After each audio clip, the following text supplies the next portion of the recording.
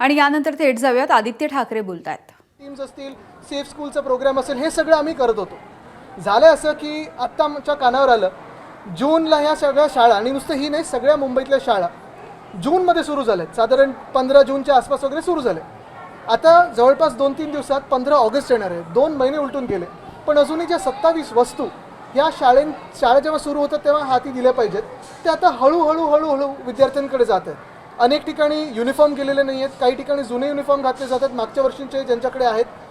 काही आपण वर्ग बघतो तिथे म्हणजे नुसतं या शाळेत नाही सगळ्या शाळांमध्ये घरातले कपडे घालून मुलं येतात कारण अजूनही युनिफॉर्म दिले गेले नाही आहेत। 27 वस्तू जे असतात, स्टेशनरी असतात, छत्रे असतात, पावसाळा संपल्यानंतर छत्रे हाती जाणार त्यांच्या।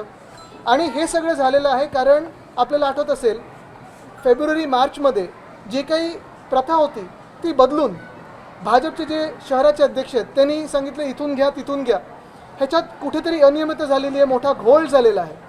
घोटाळा हा येईलच पण घोळ तर झालेला आहे आणि ह्याच सगळ्या निर्णयामुळे आणि ह्याच भाजपच्या निर्णयामुळे आज शाळेतली मुलं 27 वस्तूंपासून वंचित राहिलेली आहेत। आत्ता हळूहळू आपण पाहतोय वर्गांमध्ये 2 महिन्यानंतर ह्या वस्तू जायला लागल्यात, युनिफॉर्म असतील किंवा इतर वस्तू असतील।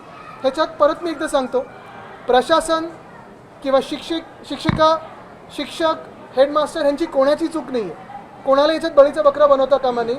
चूक आहे ती फक्त भाजपच्या निर्णयाची आहे आणि ती दुरुस्त व्हावी आणि माफी मागावी भाजपने, ही आमची मागणी आहे। जेएम पोर्टलने जेव्हा प्रस्ताव आला होता ते म्हणते होते की शाळा सुरू होताच आम्ही सर्व वस्तू दिल्या जातील असं त्यांनी सांगितलं होतं, पण आता 2 महिने झाले।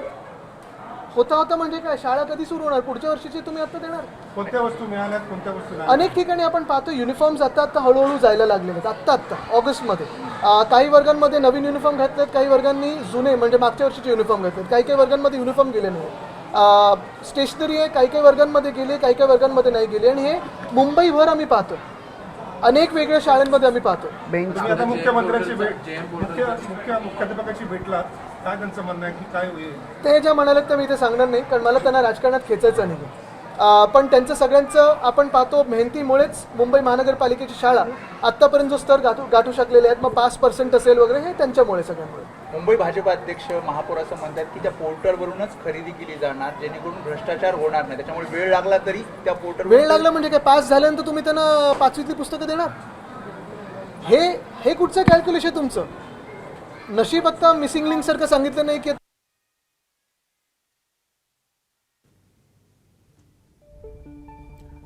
तर आमदार आदित्य ठाकरे यांनी महानगरपालिकेच्या शाळांमध्ये जाऊन पाहणी केली। ज्या गोष्टी जायला पाहिजेत त्या गेलेल्या नाहीत। आदित्यजी, राज्यातल्या देखील शाळांची परिस्थिती काही फारशी ठीक नाही आहे। अभिजित दीप्ते यांच्या माध्यमातून आता 15 ऑगस्टपासून राज्यातल्या देखील ज्या प्राथमिक शाळा आहे याचा दर्जा सुधारावा यासाठी नवं आंदोलन आहे। नक्कीच, आणि आपल्याला परवाच आपल्याच माध्यमातून ते व्हिज्युअल पाहिलं कर्जत इथे त्या लहान मुलींनी स्वतः सोशल मीडियावर येऊन त्यांनी ती कंप्लेंट केली होती, मग आपण तो विषय घेतला।